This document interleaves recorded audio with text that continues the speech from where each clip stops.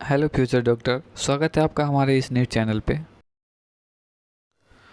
तो आइए डॉक्टर, इस लेक्चर में हम लोग पढ़ते हैं कंपाउंड एपिथेलियम टिश्यू के बारे में। फर्स्ट लेक्चर के लास्ट में हम लोगों ने पढ़ा था कि कंपाउंड एपिथेलियम टिश्यू जो होता है वो मल्टी लेयर्ड सेल से मिलकर बना हुआ होता है और इसका लिमिटेड रोल होता है सिक्रेशंस का और एब्जॉर्प्शंस का। और कंपाउंड एपिथेलियम को हम लोगों ने 2 पार्ट्स में बांटा था। तो पहला हो गया आपका नॉन स्ट्रेचेबल और दूसरा हो गया आपका स्ट्रेचेबल। और नॉन स्ट्रेचेबल को भी हम लोगों ने 3 पार्ट्स में बांटा था, जिसमें पहला हो गया आपका स्ट्रेटिफाइड स्क्वेमस एपिथेलियम, जो कि हम लोग इस लेक्चर में पढ़ेंगे। तो स्ट्रेटिफाइड स्क्वेमस एपिथेलियम टिश्यू जो होता है वो मल्टी लेयर से तो मिलकर बना हुआ ही होगा, क्योंकि ये क्या है, कंपाउंड एपिथेलियम टिश्यू है। और स्ट्रेटिफाइड स्क्वेमस एपिथेलियम टिश्यू जो होता है उसका इनर मोस्ट लेयर जो होता है वो क्यूबॉइडल सेल और कॉल्यूमनर सेल से मिलकर बना हुआ होता है। और इसका आउटर मोस्ट लेयर जो होता है वो उसमें स्केल लाइक और फ्लैट सेल्स होते हैं।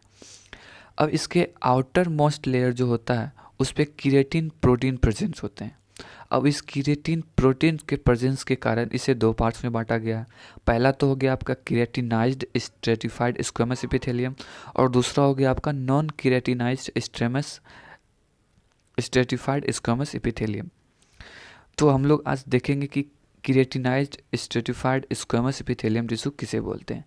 तो सबसे पहले कीरेटिनाइज्ड स्ट्रेटिफाइड स्क्वेमस एपिथेलियम टिश्यू उसे बोलेंगे जिसके आउटर मोस्ट लेयर पे कीरेटिन प्रोटीन प्रेजेंट होंगे। यदि कीरेटिन प्रोटीन उसके आउटर मोस्ट लेयर पे प्रेजेंट है तो उसे हम लोग क्या बोलेंगे, कीरेटिनाइज्ड स्ट्रेटिफाइड स्क्वेमस एपिथेलियम। जैसे कि आपका एग्जांपल हो गया हेयर, हॉर्न, हूव्स, स्केल्स या फीदर। और दूसरा हो गया आपका नॉन कीरेटिनाइज्ड स्ट्रेटिफाइड स्क्वेमस एपिथेलियम।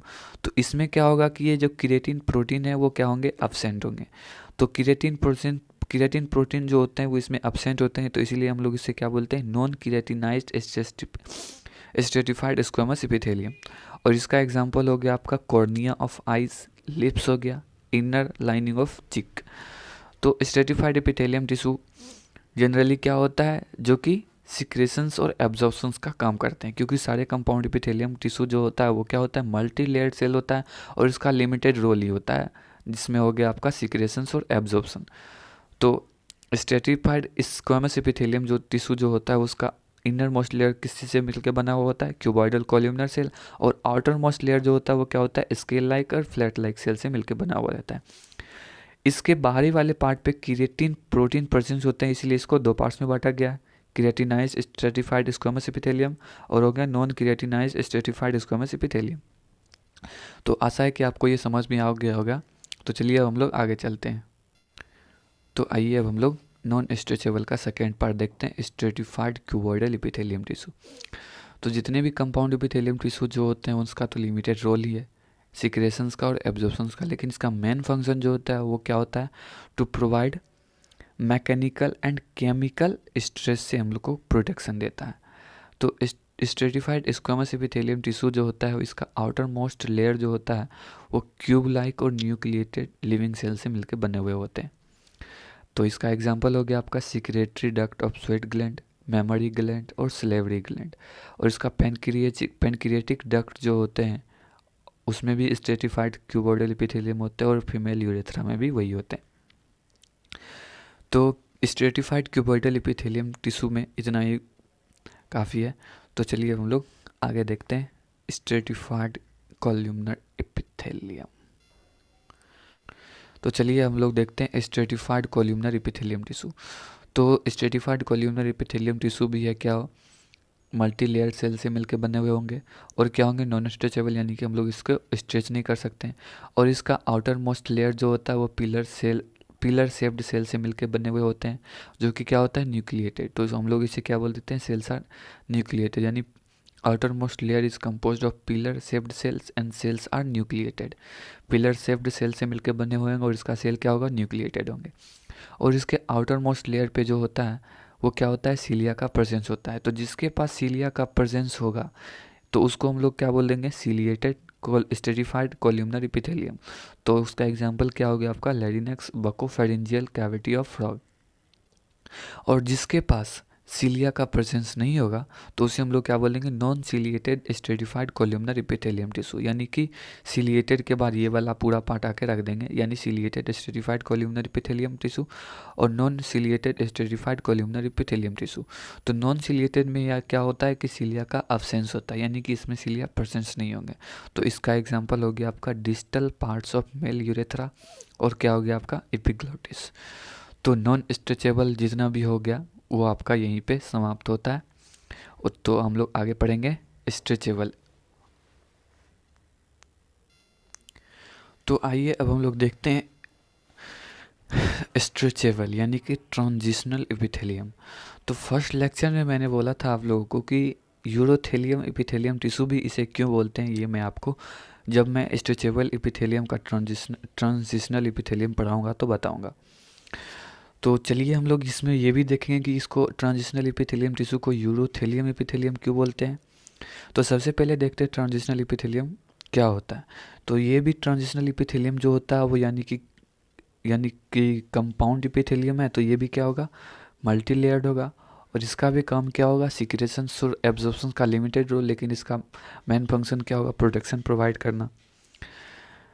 लेकिन इसका जो इनर मोस्ट लेयर जो होता है वो क्या होगा, मतलब कि इसका जो ट्रांजिशनल एपिथेलियम टिश्यू जो होता है इसका इनर आउटर और मिडल जो होता है वो डिफरेंट शेप के सेल से मिलकर बने हुए होते हैं। इसमें ट्रांजिशनल एपिथेलियम टिश्यू का जो है इनर मोस्ट लेयर जो होता है वो क्या होगा, क्यूब शेप्ड सेल से मिलकर बने हुए होते हैं और इसका मिडिल यानी 2 से 4 लेयर जो होते हैं वो पियर शेप्ड होते हैं। इसमें जो होता है 4 से 6 लेयर सेल्स प्रेजेंस होते हैं। तो जिसमें आपकी सेकेंड से मतलब 2 से लेकर 4 तक का जो लेयर होगा उसमें पियर शेप्ड का सेल्स होगा और आउटर मोस्ट यानी फर्स्ट या पहला या फिर दूसरा जो होगा सेल्स लेयर जो होगा उसमें क्या होगा, ओवल शेप्ड का सेल्स प्रेजेंस होगा और बाद बाकी इनर जो जितना भी बचा तो उसमें क्या होगा, क्यूब शेप्ड सेल्स होंगे। और ये डिफरेंट शेप्ड का जो सेल्स होते हैं ये तभी आपको दिखाई देगा जब ये रेस्टिंग स्टेज में रहेगा, यानी कि ये जब ये रेस्ट में रहेगा तभी हम लोग इसके मतलब ट्रांजिशनल एपिथेलियम में देखेंगे कि ये जो है इनर मोस्ट लेयर जो होता है वो क्यूब शेप से बने हुए होते हैं, middle layer pear shaped, outer most Oval shaped. अगर ये स्ट्रेच नहीं होगा तो हम लोग इसे नहीं देख सकते हैं सेल का शेप्ड कैसा है।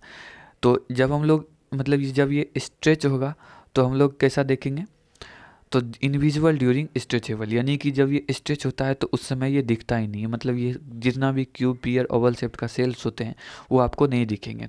तो अब सेल कैसा दिखेंगे, तब सेल दिखेंगे आपको फ्लैटन यानी कि चिमटा के जैसा, यानी कि फ्लैट बिल्कुल। तो ट्रांजिशनल एपिथेलियम टिश्यू जो होता है तो वो डिफरेंट लेयर जो होता है वो डिफरेंट शेप के सेल से मिलकर बने हुए होते हैं और रेस्टिंग स्टेज में इसका डिफरेंट सेल जो होता है वो दिखता है और जब भी स्ट्रेच रहेगा यानी कि इससे मतलब स्ट्रेच करेंगे तो हम लोग इसे मतलब ये कौन कौन सेल से मिलकर बने हुए होते हैं वो आपको दिखाई नहीं देगा। और ये तब जब स्ट्रेच रहेगा तो आपको सेल्स कैसा दिखाई देगा, फ्लैट एंड सेल। तो इसका एग्जांपल हो गया आपका renal pelvis, ureter, urinary bladder और proximal parts of male urethra. तो यहाँ पे आप देखो कि ट्रांजिशनल एपिथेलियम टिश्यू को आप लोग यूरोथेलियम एपिथेलियम क्यों बोलेंगे। तो यूरोथेलियम एपिथेलियम इसे इसलिए बोला जाता है कि इसका मोस्ट ऑफ द पार्ट जो देखो वो क्या है, ureter UR, urinary bladder UR और proximal parts of male urethra यानी UR। तो इसीलिए हम लोग इसे क्या बोल देते हैं, यूरोथेलियम एपिथेलियम टिश्यू। तो कंपाउंड एपिथेलियम टिश्यू का जो होता है वो दोनों पार्ट स्ट्रेचेबल और नॉन स्ट्रेचेबल पार्ट जो होता है वो आपका यहाँ पे समाप्त होता है, यानी कि एपिथेलियम टिश्यू भी क्या हो गया आपका यहाँ पे समाप्त। इसका जो भी क्वेश्चन होगा NCERT में कृपया करके आप लोग बना लीजिएगा। तो आगे हम लोग देखेंगे कनेक्टिव टिश्यू। तो आज के लिए बस इतना ही। Thanks for watching, see you again, bye bye.